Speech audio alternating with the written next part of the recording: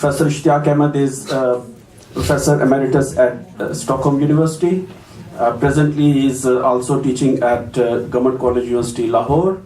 Author of several books, including the award-winning Punjab Bloodied, Partitioned and Cleansed. Next, I would request Lailuddin Ali, Dr. Lailuddin. She is curator at British Library here and here in London, and she has researched on the left movement in Bengal. I would now request my colleague and friend James Caron. He is here at SOAS and was, self-introduced almost half an hour ago. So all of you would remember. Okay. First, let me acknowledge that there is a slight change in this program, unlike what we had advertised, because one of our panelists, Dr. Khalid, got sick. He couldn't attend today. In this session, all the speakers will have roughly 20 minutes for the talk, and the session will be followed as usual by a Q&A session. And we hope to finish by like 8:30. It will be followed by a coffee break, so some relaxation. Bear with us. But I'm sure the talks will keep you glued to this session.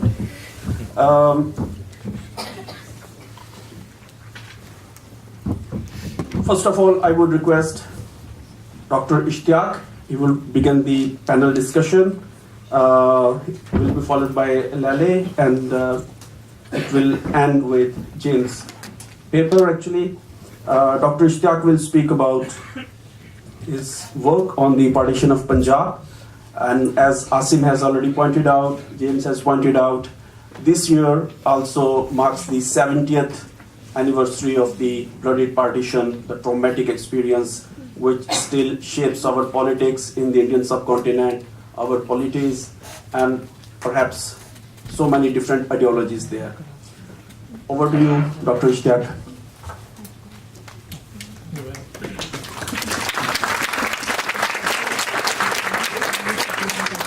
Please do. Let me begin by saying with very deep feelings that I'm greatly honored to be invited to come and speak here. Although I must also say that there is an incongruence in the conference today, because on the one hand we have Bhagat Singh, a great personality of India, and who needed a keynote speaker to tell us about his great qualities. And then we have the whole trauma of the partition reduced to 20 minutes for each speaker, which I think is a bit unfair, if I may say. Anyhow, I'll connect this to my old friend and comrade Pritam Singh by saying that if Bhagat Singh were to come back and say what would he regret the most, I think it would be the partition of India. Because he was an internationalist, and as fortunately Pritam in the end told us that he wrote Why I Am an Atheist. I think he abjured all religious connections and became a great human being. And the partition of India, the partition of Punjab, the partition of Bengal is the ultimate defeat of all that is humane and all that is good in human beings. I have written this book, The Punjab Bloodied, Partitioned and Cleansed. And people read it as a book of history. Actually, that's not a fair way of approaching my book, because I'm a political scientist, and for me, the very title, The Punjab Bloodied, Partitioned and Cleansed, are three stages in a process. The first stage is when, in March 1947, for a few weeks, the whole of Punjab, the 4 or 5 major cities of Punjab were drenched in blood. Then comes Mountbatten and he starts the negotiations. And that consummates with him declaring on the 3rd of June 1947 that India will be partitioned and that Punjab and Bengal will have a right through their assemblies to decide whether they want the whole province to go to India or to Pakistan. And then the power is transferred to the governments of India and the Indian Punjab, East Punjab and the Pakistani West Punjab, just to indicate the changes which were happening during this period from 1947 January to about the middle of August. According to Sir Evan Jenkins, the Punjab governor, only 5,200 people had been killed. For every Muslim killed, six Sikh or Hindus were killed. So that was the proportion. Okay? And then from the middle of August until the 31st of December, anywhere between 500,000 to 800,000 Hindus, Muslims and Sikhs were killed. 90,000 women were abducted, many of them raped, some returned, many rejected by their families, children raised on spears. It was the worst demonstration of the loss of humankind by Hindus, Muslims and Sikhs. But in the 20 minutes I'll try to contextualize it. Ultimately, the decision to partition India was not that of Jinnah or of Congress, as is very often alleged. It was that of the British, because they had come to this conclusion that, and although I think today when I listened to Pritam, I was reassured. His understanding of Nehru is not all that hostile as I had imagined, and that's very good. Because if you look at the documents, I have quoted documents, actual documents of the British military. They say that Mr. Jinnah would like to be a member of the Commonwealth, and we should ask Pakistan to give access to the Karachi port facilities, to the Pakistan airfields, and Muslim manpower. Muslim manpower actually means the Pakistan army. Because the British actually were not thinking of letting go of India. This is a myth. I've gone through some stuff now, and till 1977 they had very good plans of staying on to India. It's the Second World War which actually destroyed their ability to hold on to empire, and it was the American pressure which forced them to leave. Which is not to deny the great movement for freedom which Congress led, and I don't want to belittle the Congress. Born a Pakistani and a Muslim and in a family which believed that the partition was ultimately good, my conclusion is that it has been the worst type of outcome of a conflict in which at least three parties should always be counted: the Indian National Congress, the All India Muslim League, but most certainly the British. It's very easy to run down Jinnah by quoting documents where he can be pinned down for saying things which are not all that conducive to peace and so on. And similarly, even Nehru can be found making such remarks here and there, and Gandhi, of course, is a controversial figure, although of the three, I think Gandhi had the right vision. He had foreseen that if there is a partition, it would be bloody and it will result in, great suffering to the people. So I would equip Gandhi on this on many accounts. But coming to the partition of India, the partition of Punjab, let me present the basic argument. It is like this. If there was no partition of India, there would be no partition of the Punjab. But from this, it does not follow that if India were partitioned, so must the Punjab. So ultimately, we have to go into the politics, the historical legacy, in which, an historical legacy, as Pritam would tell you, is very easy to manipulate. It's even among two friends. You may live all your life as great friends, And then when you break up, you just remember the bad things they did.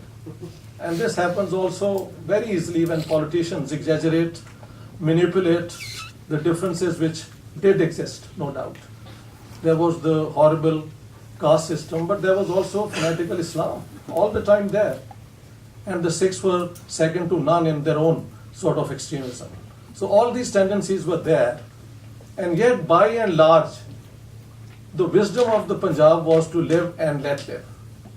You know, if you look at the 1,000 years of Sufi, contribution to the yogi, to the Gorakhnathi yogis, to the Bhakti movement, and then of course the 4 Sikh gurus who were men of peace, and were it not for the Mughal Empire which started persecuting the later gurus, there would be another brotherhood among many others in the Punjab.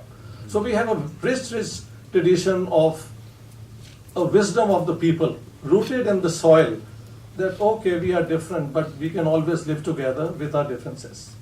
But with the modern sort of state coming up and modern education coming up, so did revivalism, Hindu revivalism, Islamic revivalism, and Sikh revivalism. And when revivalism comes in, you know, the ambiguities which exist in popular culture, they disappear. And instead, you have orthodox versions of Hinduism, Islam, and Sikhism coming up. And that's just the right moment to preach communal politics. So Punjab succumbed to this sort of extremist politics only when the leadership in the Punjab of the 3 communities could not agree on how to keep the province united. In 1940, the All India Muslim League demands separate states for Muslims in Lahore. 2 weeks later, the Sikh leaders say that if India, we want a united India, but if India is divided on the basis of religion, we will demand the partition of the Punjab on a similar basis, so that those areas which are predominantly Hindu Sikh majority districts would be given to India or to a Sikh state. And this continues, as we know. You know, you can't look at the partition of the Punjab without relating it to to the colonial level, the government in the UK, the Viceroy in India, and then the Punjab administration. And from there, then you can go and relate it to the events which took place in the villages and cities of Lahore. So basically, it was the decision to partition India which ignited the riots in the Punjab. And why did, now just to, let me, 10 more minutes. okay, 10 more minutes, great. Let me try to show you the contrast. In the whole of India, there were 380 million souls. The estimate is that anywhere between 1 and 1.5 million people were killed. Okay? 14 to 15 million people had to run for their lives across the Red Cliff line drawn in 1947. Now, just compare this with the population of the Punjab at that time. 33.9 million, if you include the princely states. And if you don't include the princely states, 28 million. So it's a very small population. But at the end of the day, anywhere between 500,000 to 800,000 Punjabis were killed. Now that's about 80% of all fatalities which took place in the partition as a whole took place in the Punjab. 10 million Punjabis had to run, literally run for their lives. Out of a population of 33 million, that's 30% of the population. And may I emphasize this very strongly, this was the first case of ethnic cleansing after the Second World War. Some people may prefer to call it religious cleansing, which is also fine. For a historian, that religious cleansing makes more sense, but for a political scientist, since we are looking at general categories, this is a form of ethnic confrontation. So it was the Punjab which bore the brunt of the partition horrors. Why? Is there something intrinsically wrong with the Punjabi Muslims or Hindus and Sikhs? Well, some would argue yes. That's not the point. I think you have to bring into the picture the fact that during the Second World War and the First World War, the people who served in the Indian British Army were, by and large, half the army was Punjabis. And in 1945, then, when they were demobilized, many had come back carrying with them their guns, with grenades, and above all, the training to kill. Spending 4 years in the trenches, I'm sure half of them were already psychopaths. Killing people is not very difficult when you serve and you just shoot just to save your life. So it was these people I have shown in my book who were recruited by a nexus of politicians, local criminal gangs, and lower sections of the administration, magistrates, thanedars, and so on and so forth. And because of this sort of constellation of, armed people trained to kill, once the state could not maintain its law and order, and that was the British state, it was passed on to two partisan administrations. On the Indian side, an Indian administration, and on the Pakistani side, a Pakistani administration. Tacitly, it was agreed that you have to get rid of the minorities. And that's what happened. Within a period of less than 5 months, of the 6 million Muslims of East Punjab, hardly any survived, except a few in this tiny state of Malerkotla. And that's thanks to Guru Gobind Singh's, his blessings. Except for this particular role of this blessing of Guru Gobind Singh for the Nawab of Malerkotla, that in any future conflict with Muslims, the Muslims of this state were not to be touched, there would have been no Muslim surviving in East Punjab. Similarly, on our side, we had 4.5 million Hindus. By 31st December 1947, hardly anybody ever saw a Sikh again. I grew up, and the first time I ever saw a Sikh was when the Yatris started coming again. This was sometimes in the 50s, mid-50s. And really no Hindus either, although they look like any Muslim because of the same sort of appearance. So you can well imagine that the partition of the Punjab is the ultimate bearer of the guilt of the leaders of British colonialism, and it represents the debasement of humanity at its worst. I think I would rather conclude here. Okay, thank you very much. Thank you. The house is open now for questions. Needless to remind, please be very brief. Okay, we begin there.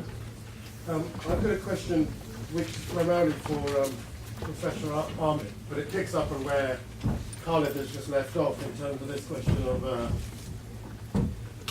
new ways of thinking about activism and the sort of channeling of mass activism into paramilitary structures. And Professor Ahmed, you talked about a sort of organisational structure of partition, which I have to say was quite new to me in terms of collaboration between politicians, gangs, the lower staff of administration. And while Khalid was talking about that in terms of a positive liberation activism, you're talking about it in terms of a ethnic cleansing, a sort of paramilitary ethnic cleansing. Could you just sort of briefly talk to it and perhaps point us in the direction of where we can find out more about that idea? The organisation, because it seems to echo the 1984 program in Delhi, for example. Let us take 2 more questions and then we can begin. Yes? Professor Raza. You speak louder, please. Yeah, okay.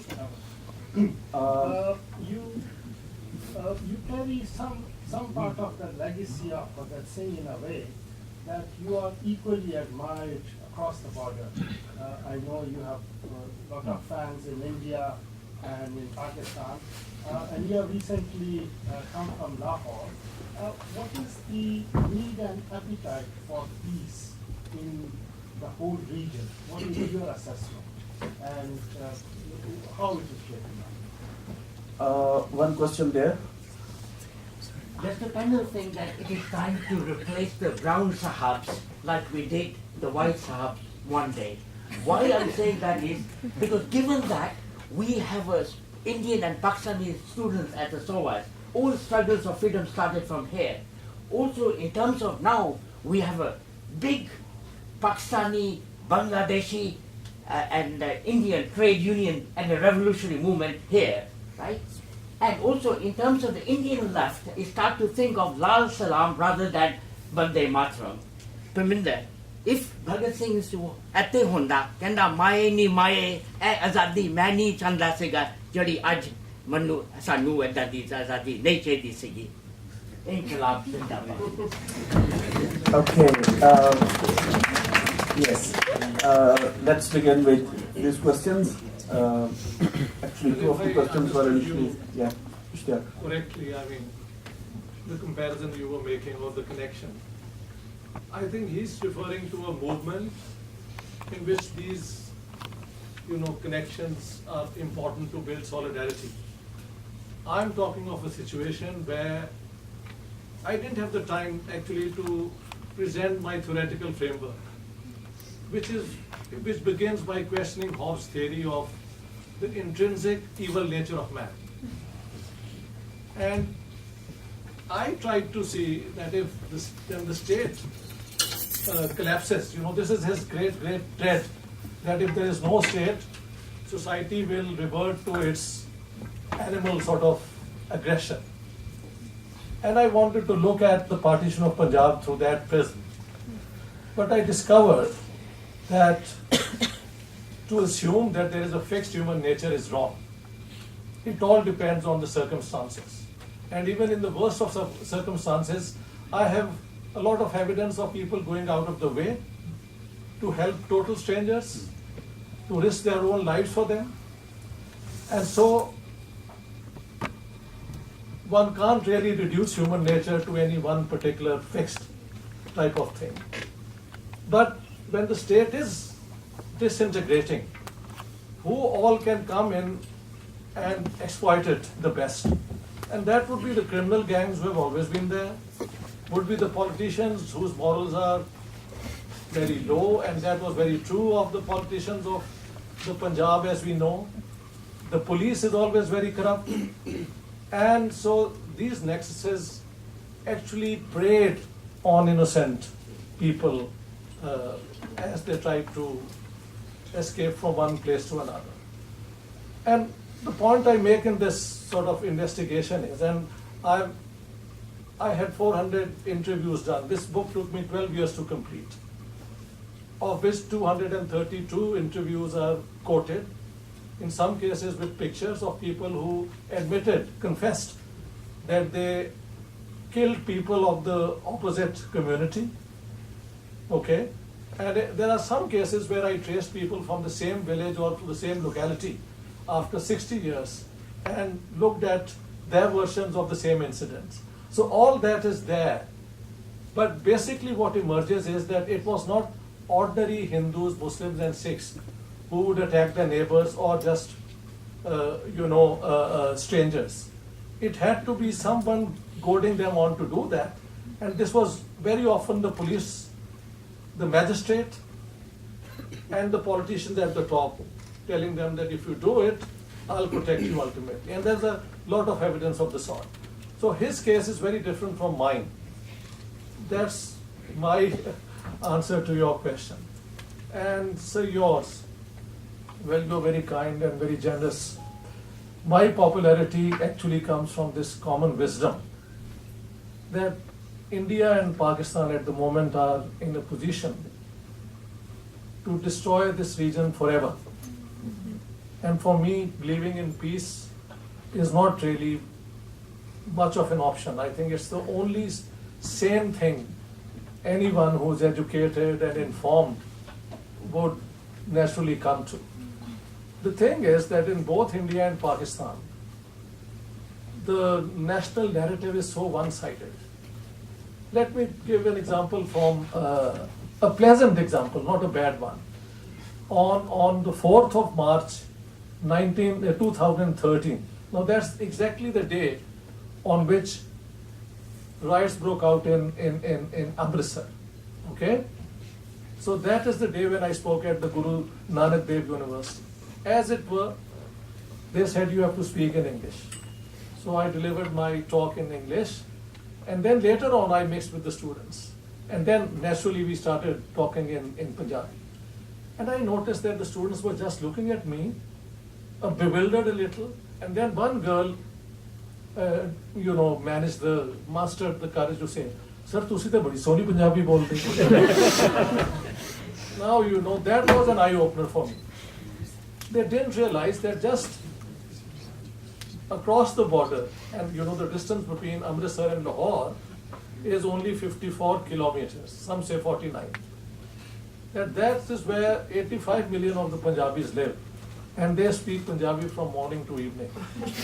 So the partition has, on both sides, really drawn the curtain, and so you don't know the other fellow. But I've lived abroad and met fascinating people like Preetham. I've met Hindus who have gone out of the way to help me. My mother was down with cancer, and the record is that some of our Hindu neighbors were more devoted to her than perhaps her own sons. So I refuse to accept that the people of this region are particularly peace. Comes very naturally. I have no other choice. Okay, we have another round of questions now. First there, and then there. These were the first two hands raised. I will come to everyone. Wait. And then Shah Jahan. Then there will be a third round. We have enough time to go for coffee. Sorry, sir. Panel, what happened to my question? It was not really a question, it was a comment, and I wonder if anybody wants to comment on his comment. Bhagat Singh Zindabad. Okay. I think I'll add to yes. the comment made by our brother here, that they said that you reap what you sow. What was sown in India and would led to the partition was the establishment of the rule of a particular classes of landlords and capitalists, development of capitalism both in India and Pakistan. And the vision of Bhagat Singh was the other way around, to bring a system with a vision where it's a rule of the working class in alliance with the peasantry. And the very fact we're holding a meeting of Bhagat Singh today, and we are brought here in this meeting from both India, Pakistan and Bangladesh, is a real big credit to the organizers. And it is that vision, it is a fulfillment of that dream, not the freedom of dreams which is today, but to the vision of our martyrs, Bhagat Singh, Udham Singh, Kartar Singh Sarabha, that is going to shape the destiny and change, bring change both for the people of Pakistan, India, and also of Bangladesh. Okay, thanks. Thanks for the comment. Yes, please. So I'm Pranav, I study history at LSE and I do an intercollegiate module here at SOAS. Just with Professor Ahmed, a lot of what I'm doing with my dissertation is along those kind of lines. So I'm Punjabi, and basically growing up I never really sort of sensed any kind of difference whether someone is Hindu or Muslim, like amongst Punjabis. But then towards my teenage years I started to notice there was these kind of subtle differences, despite the fact that there is a lot of shared culture. And then increasingly I became more attuned to that as I became an undergraduate student, and now in my final year I'm doing my dissertation looking at the origins of this communalism, which has been exported perhaps more intensely in the diaspora than it is actually back in Punjab. Gentlemen, your question. So my question is to do with whether the revival of an open acknowledgement of the regional shared culture that historians like Farina Mir Roger Ballard has also talked about as well, whether that might be, and the same on the Bengali side, the revival of this kind of regional shared culture that cuts across religious divisions, that might be the way that can pave, you know, for a brighter future that we've just been discussing here, not just for those regions, but for the subcontinent as a whole. Thank you. Shahjahan there. Thank you very much. My name is Shahjahan Baluch, and I just would like to share that for Bhagat Singh, we have a lot of respect and inspiration in Balochistan. As you know, that there is a moment of resistance and freedom there. And my question is that, because National Awami Party played a very important role in reorganizing the nationalists, do you see any possibility of solidarity between Baloch and Pashtun, because they are suffering, like, because of the British divide? Balochistan is suffering in three, like there is a Balochistan in Iran, Afghanistan and Pakistan, and same is with the Pashtun. So what kind of possibilities you're looking in future for any solidarity between Baloch and Pashtun, or any possibility of party like National Awami Party in future? Let's take one more question because there was one comment. Then we come back to the Yeah. speakers. Talking about partition, I want to say is that the British never recognized nations and nationalities in India. So they only recognize there are only two nations in India. One is a Muslim nation, other is Hindu nation. They didn't recognize whether somebody Punjabi or Kashmiri or Malayali or whatever. That is the main reason that Congress or neither Muslim League, they actually accepted this division by the British. And that is the main cause of division in India. And other thing, the British at that time, they wanted to keep, as you said as well, Russia, you said that they wanted to have use of port of Karachi as well as the manpower, military manpower. And also they wanted to block Russia at that time because they saw Russia as a threat, because Russia already had some connections with Turkey and other areas, and they wanted through Pakistan access, because they wanted use of oil. That's why they divided India. And that is a legacy of the British colonialism, that people are still fighting on basis of religion in Pakistan as well as in India. So to oppose that legacy, we have to change the systems there. Do you have a question, please? Question is that, do you think that there is a need for changing the system there so that the sovereignty is in the hands of people rather than the big capital? First of all, your comment. You know, for years my friends would testify to that, been saying, this is a slogan I use: culture unites and politics divides. One can even say culture unites and religion divides. Religion, when it becomes politics, it's an ideology. So that's it. And actually, the cultural links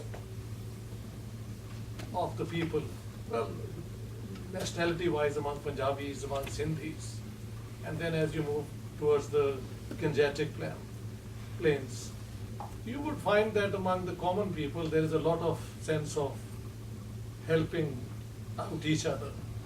But remember, the people at the top are experts in creating all the differences and so on. So while agreeing with you, I don't know what more to say. But it's obvious that it's so many centuries and millenniums on layers of cultural links, which if we can bring them back, they can help us a lot. And about you, sir, I would say that you are very right. For the British, it was very clear that they wanted to retain India as long as they could. So when Congress was created, the hope was that this would provide a cushion between some sort of terrorist activities which were going on at that time, after 1857, and a negotiation with the high, educated Indians and so on and so forth. Then comes Gandhi and radicalizes the Congress. And then comes the Ghadar party and Bhagat Singh, and they have their own form of radicalization, more militant. So I would say that from the British point of view, it was good to have Gandhi and the Congress represent Indian opinion. Until Gandhi pushed them against the wall, and then they started cultivating Jinnah. So for the British, the whole strategy was to hold on to India as long as they could. Finally, as you rightly point out, the reason I didn't complete my statement, it's, if you read my two books, the partition one on the Punjab and Pakistan, the garrison state, which has been in discussion a lot in Pakistan these days. I've given the original documents where Sir Francis Tucker, head of the Eastern Command, there were 4 commands during the British period. Eastern Command Calcutta, Southern Command Madras, Northern Command Rawalpindi, and Central Command Delhi. So Sir Francis Tucker says that we need to create a Muslim state in northern India connecting from Algeria to Arabia Desertia into Turkey and Persia into northern India as a bulwark to stop the expansion of Soviet communism. It's very clearly stated. And then on the 12th of May 1947, the 3 heads of the British Armed Forces, the head of the Air Force, the head of the Navy, the head of the Army, the hero of the Second World War, Field Marshal Montgomery, and 3 people from the Colonial Office write a memorandum, which I presented earlier in a short form, saying that we need Pakistan now because Hindustan may go its own way, but Jinnah is willing to join the Commonwealth and provide us the services we need. Obviously, they didn't trust Congress. They didn't trust Nehru. Nehru was not all that bad. He had a very strong affiliation with the left, and his liking for the Soviet 5 years plans and so on was very well known. But Mr. Jinnah was somebody they thought they could do business. And the truth is, how did they conduct the Afghan jihad? Through Pakistan. So the investment of the British was cast upon by the Americans. And that's fantastic for the British farsightedness, strategic thinking. Had India been united with the sort of radical government, I don't think this service could have been possible. But with a divided India and a Pakistan weaker than India, always in need of external help, it fell into the trap of the colonial geostrategic thinking. So I totally agree with you. Okay, this will be the last round of questions, and please only questions, no comments. Our speakers will be here during the coffee break, even afterwards. We will get the time to speak to them informally. I will begin with Mujahid Saab there, then our lady guest there, but let's begin with Mujahid. Good to see you. I haven't seen you since mid-80s. What there will be, sir. I've been reading a lot of his, prehistoric things like Indus Valley, and these people really did not, resort to conflict resolution through violence. Why? We cannot really go back and then really just sit out. I worked in Kabul with 20-year-old, meter readers, and they would tell me, look, Peshawar is ours. We'll just go back there one day. So all of these, things that have been churned up, why can't we as, historically in, Mohenjo-daro was done that without killing and without, why can't we resolve these things? I mean, 70 years of, this kind of really bickering and horror. Sir, I will just tell you, read Sahir's poem, Sharif Insano. It's on the 65 war. He speaks for all of us. Sharif Yeah, Insano. there. Okay. A partition Muhammad. Excuse me. Partition Sahib poem. वही ना, वो भी है, हाँ जी, हाँ। Excuse me. Let's have the questions first. Okay, I'm trying to frame it into a question, which I think is quite important.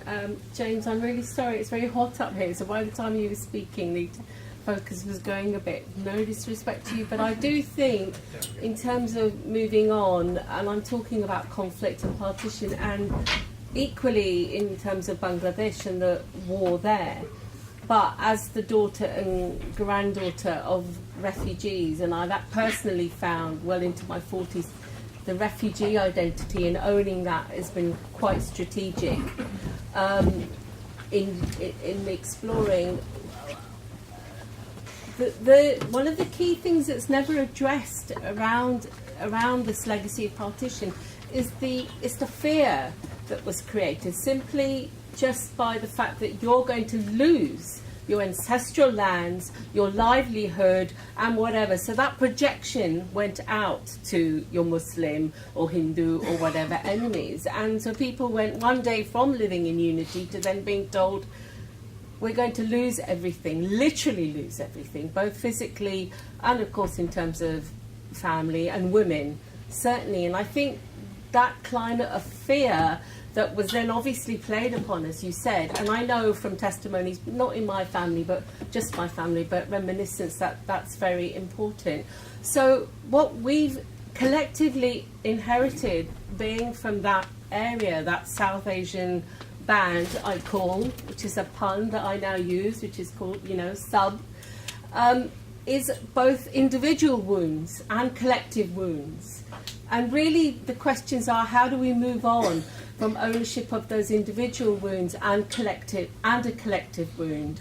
And some of it, I think, is in the conceptuality of being caught between India, Pakistan, and this notion of two nation states, and whatever has gone on with Bangladesh as well, And I'm kind of raising that. I don't know if the panel can come, but I think we have to really look at ways of looking at what was very orchestrated, I think, My mum said, not my father, meaning, when the English play games, I've learnt of things as early as 1921, even after the First World War, they're just look at what happened in Iraq and Iran. That was orchestrated years before.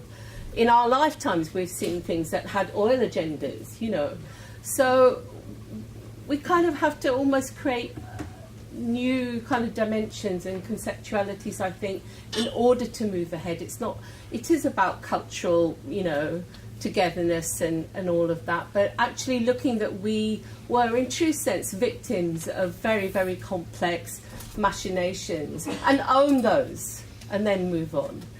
And if you have any ideas, do contact me, because we're trying to look at doing events around that. Thank you very much. There was a question here. Actually, two one. Okay, quick ones. Yes. Yeah. First. Me? Yeah.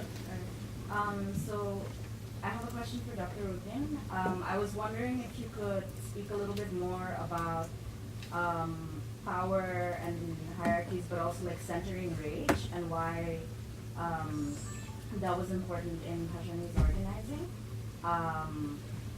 Also as a way of like perhaps disrupting how in this room we're speaking as if we're like neutral characters without, far removed from all of these consequences. So Yeah. My question is for Dr. Emma. Like you said, that any basically in the current educated population in India and Pakistan, the main practical solution is to live in peace. But any discussion of any strained relations between the two nations starts with like Kashmir nowadays. So I would kind of like you to comment, if possible, briefly in any position or role like contemporary Kashmir has in any efforts that the two nations are making towards peace. Okay, thank you, Ali. Brief question. I'm Ali. So my question is, do you think that left in general fails to empower women in time in some continents, in the movements you were talking about, and if they had, managed to empower women, the outcome would have been Okay. Thanks a lot. There are actually rather three questions to Ishtiaq, then one to Leila, and perhaps a few comments which James would like to further comment. But this will be the last sort of time we'll be speaking and summing it up. So let's begin with Ishtiaq, then Lali, and we move on. Yeah. Haji, so the question about Kashmir, okay. Some people say that without its resolution, things will not move forward. This is the Pakistani position. The Indians say that first terrorism should come to an end, and then we can discuss how to resolve Kashmir. Actually, the Kashmir issue, the way I understand, some people will disagree.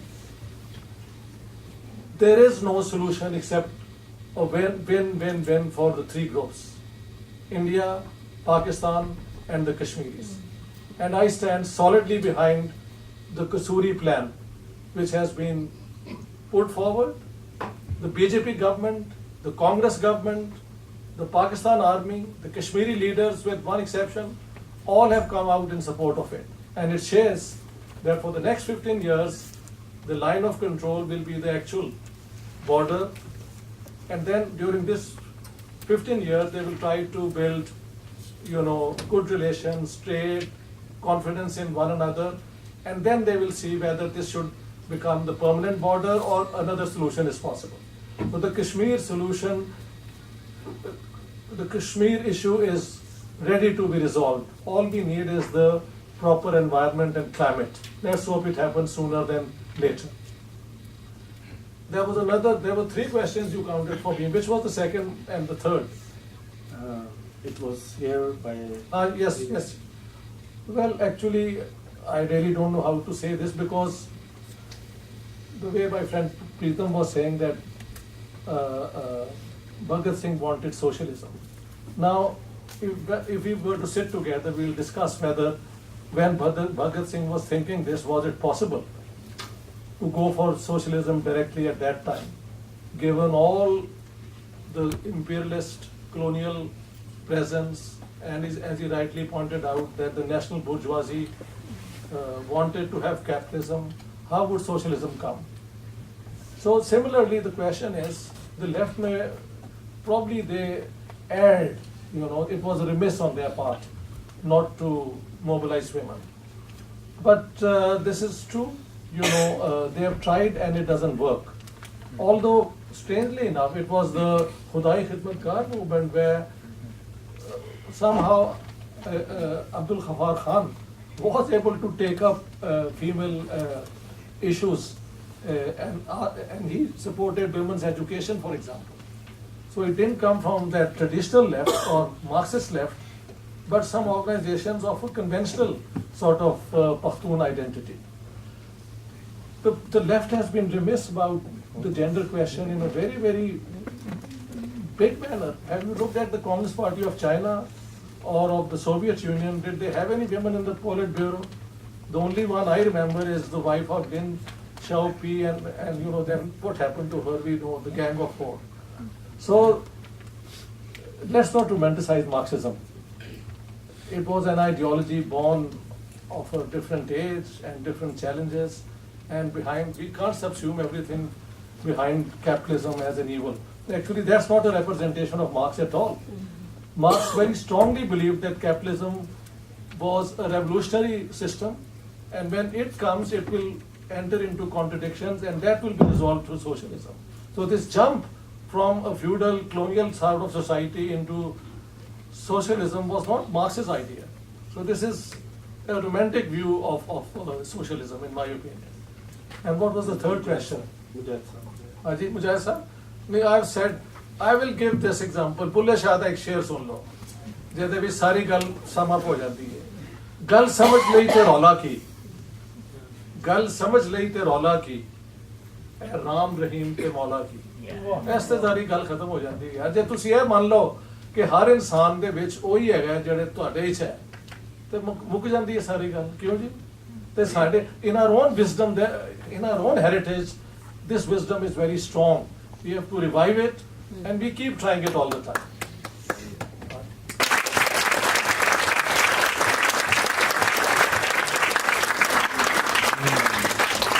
I have an announcement to make first before we go for the coffee break, and also a warning. It will not really be a coffee break. We just gave it the name of coffee break. We perhaps have juice and some samosas.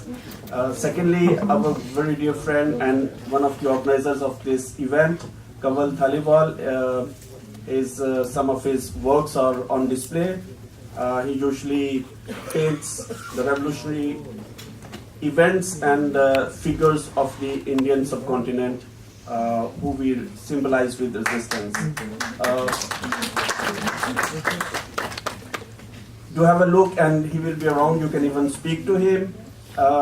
When we come back, we begin with the screening of the film Sir, which is based on a short story by Manto.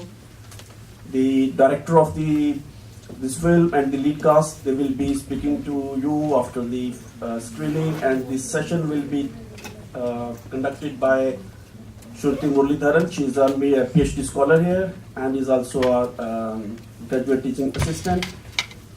And it will be over to you, Shruti, after the coffee break. Thanks a lot.